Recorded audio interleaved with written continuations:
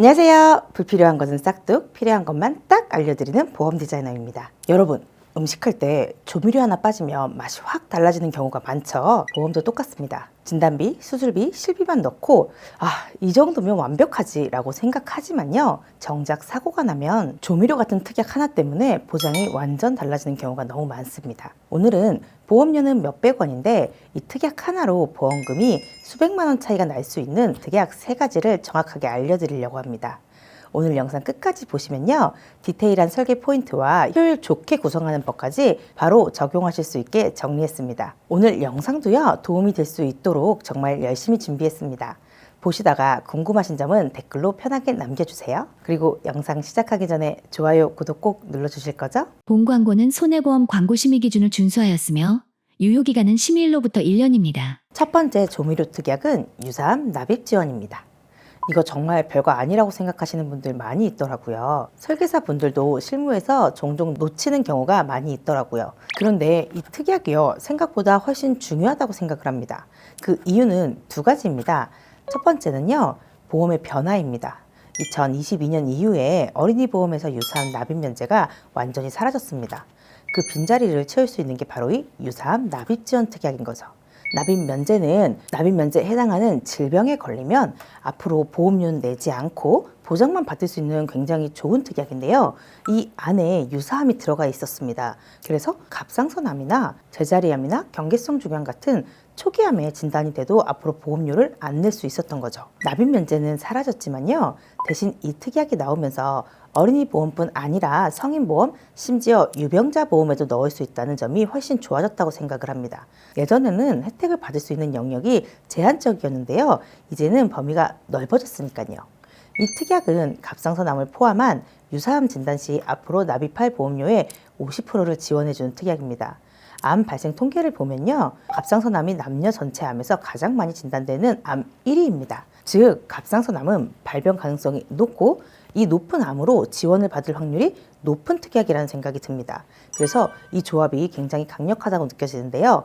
예를 들어서 20년 납 기준으로 지금까지 딱 5년만 낸 상태에서요, 갑상선암의 진단을 받았다면 남은 15년 보험료의 절반을 보험사가 대신 내주는 거죠. 여기서 눈치 빠른 분들은 라는 질문이 생길 텐데요. 바로 진단 시점이 빠르면 빠를수록 받는 혜택이 훨씬 커지는 겁니다. 지금까지 혜택이 좋은 특약의 경우에는요, 보험료가 비쌌는데요. 이 유사암 납입 지원 특약은 보험료가 정말 저렴합니다. 전체 보험료 5만 원 기준으로 유사암 납입 지원 특약 보험료는 몇백 원 수준입니다. 물론 보험료가 높아지면 이 특약의 보험료도 조금씩 올라가게 되겠지만요, 이 몇백 원으로 50%의 납입 지원이라면 이건 정말 안 넣을 이유가 없겠죠. 두 번째 조미료 특약은 동전 특약입니다. 가격이 워낙 저렴하다 보니까 동전 특약이라고 이름을 붙였는데요, 실제로 특약의 이름은 동전은 아닙니다. 동전 특약은 바로 4개의 특약인데요. 조혈모 세포 이식 수술, 각막 이식 수술, 오대장기 이식 수술, 중대한 화상 및 부식입니다. 동전 특약, 이름만 들어서는요, 가벼워 보이지만요, 약관을 보면 굉장히 큰 사고를 대비할 수 있습니다. 사실 일상에서 쉽게 일어나는 사고도 아니라고 생각하고요, 발생해서도 안 되는 사고라고 생각을 합니다. 우선 중대한 화상 및 부식 진단비 약관을 보면요, 신체 표 면적의 20% 이상의 3도의 화상처럼 아주 심각한 상태를 보장하도록 되어 있습니다. 즉, 말 그대로 정말 큰일이 난 상황에서 받을 수 있는 특약입니다. 이건 흔한 병원 진료 이런 거랑은 차원이 정말 다른 상황이죠. 그런데 중요한 건 보험료입니다.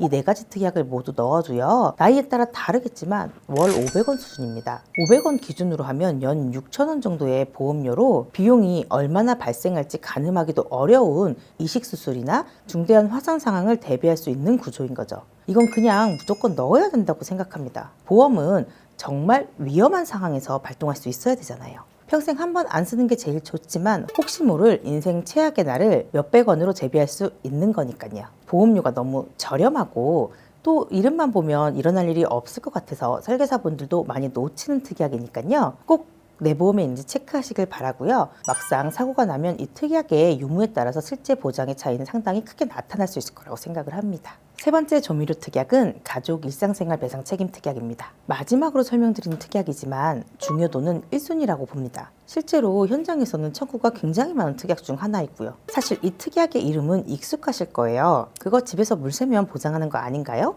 이렇게 알고 계신 분들이 많은데요.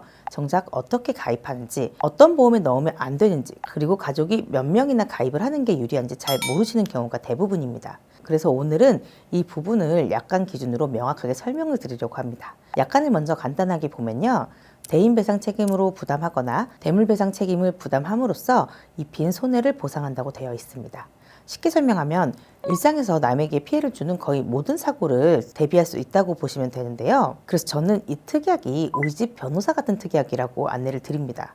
상대방에게 피해를 줘서 배상을 해야 하는 상황이 생기면 되게 난감하잖아요. 그런데 그냥 보험을 접수하면 보험사가 피해자와 잘 합의를 하고 처리해 주기 때문에 크게 신경 쓰지 않아도 되더라고요. 대표적인 사고가 우리 집 누수로 아랫집 천장, 바닥, 가구까지 훼손되는 상황입니다. 상황에 따라서 수리비가 수백만 원에서 수천만 원까지 나오기도 하는데요. 이때 자기 부담금이 적게는 2만 원에서 50만 원만 부담하면 나머지는 보험에서 다 처리가 됩니다.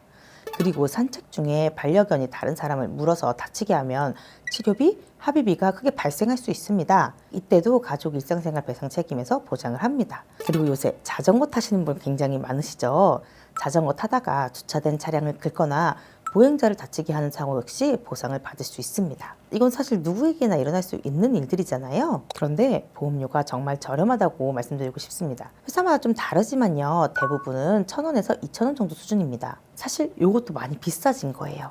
최근에는 보험료가 많이 인상되었습니다. 그래도 1,000원에서 2,000원 수준입니다. 이 몇천 원 안 되는 특약으로요, 내 실수로 타인에게 발생할 수 있는 고액의 배상 사고 전체를 대비할 수 있다면 반드시 필요한 특약이라고 생각을 하는데요.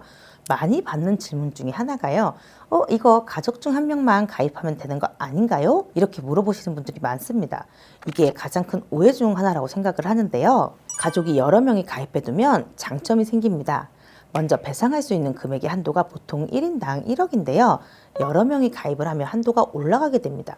2명이 가입하면 2억, 3명이 가입하면 3억의 큰 사고를 대비할 수 있게 되는 거죠. 특히 영구적인 신체적 장애를 가져올 수 있는 사고는 상황에 따라서 노동력 상실까지 계산해서 피해액이 산출될 수 있는데요. 그러면 1억으로는 부족할 수 있는 상황이 생깁니다. 이때 여러 명이 가입되어 있으면 한도가 높아지기 때문에 유리할 수 있습니다. 두 번째 장점은 자기 부담금이 줄어들게 됩니다. 최근 가족일상생활 배상 책임은 누수처럼 비용이 크게 나오는 사고에서는 자기 부담금이 50만 원인데요. 두 사람이 가입되어 있다면 자기 부담금이 줄어들게 됩니다. 예를 들어서 100만 원의 피해가 발생했다면요. 한 명만 가입되어 있을 경우 자기 부담금 50만 원을 제외하고 50만 원을 보장받을 수 있는데요. 그런데 2명이 가입되어 있다면요. 양쪽에서 각각 50만 원씩 보장이 되니까요. 자기 부담금이 없어지는 효과를 볼 수 있는 거죠. 그런데 이 특약을 가입할 때 놓치는 부분이 있습니다. 이 가족 일상생활 배상 책임은 웬만하면요. 운전자 보험이나 단기 보험에 넣으시면 안 됩니다. 설계할 때 편하게 좀 부담 없이 설계하자라는 생각으로 운전자 보험에 같이 넣는 경우가 생각보다 많이 있습니다. 물론 종합보험이 이미 다 완벽하게 되어 있어서 더 이상 가입할 보험이 없다면 일상생활 배상 책임을 운전자 보험에 넣으셔야 되는데요. 그렇지 않다면 가급적이면 단기 보험에는 안 넣는 게 좋습니다. 왜냐면요, 운전자 보험은 고객에게 유리한 특약이 나오거나 법률이 개정될 때 새롭게 가입하는 경우들이 생길 수 있습니다. 그런데 가족일상생활 배상 책임 특약이 시간이 지날수록 약간이 좀 축소되고 있다고 생각을 합니다. 고객에게는 불리해질 수도 있는 거죠. 예를 들어서 2009년도 이전에는 누수 자기 부담금이 2만 원이었고요. 20년도 이전에는요, 20만 원이었고요. 최근에는 대부분 50만 원입니다. 그런데 요즘은 일상생활 배상 책임에서 누수는 아예 제외하고 보장하는 회사들도 있습니다. 즉 운전자 보험에 가입을 했는데 이때 굉장히 좋은 약관으로 가입해 두었다가 운전자 보험 재가입 때문에 최근 약관으로 강제 변경해야 되는 이런 안 좋은 상황이 생길 수 있는 거죠. 그래서 가족 일상생활 배상 책임은요, 오래 유지할 수 있는 장기 건강보험에 넣어야 된다고 말씀드리고 싶습니다. 그래서 이 특약은 그냥 넣어두면 좋은 특약이 아닙니다. 어디에 설계를 했고 몇 명이 가입했냐가 핵심이라고 보시면 됩니다. 오늘 소개해드린 필수 특약 3가지 다시 한번 정리해 보겠습니다. 유사암 납입 지원, 동전 특약, 가족 일상생활 배상 책임입니다. 오늘 알려드린 3가지 특약은요, 보험료는 작지만 사고가 나면 보장의 차이를 크게 만들 수 있는 정말 핵심 조미료 같은 특약들입니다. 내 보험에 이 특약들이 제대로 들어가 있는지, 또 어떤 조합이 가장 효율적인지는 사람마다 다르기 때문에 꼭 점검이 필요하다고 말씀드리고 싶습니다. 오늘 영상이 도움이 되셨나요? 좋아요, 구독은 앞으로 영상을 준비하는데 정말 큰 힘이 됩니다. 좋아요, 구독 눌러주실 거죠? 시청해주셔서 감사합니다. 본 광고는 손해보험 광고 심의 기준을 준수하였으며 유효기간은 심의일로부터 1년입니다.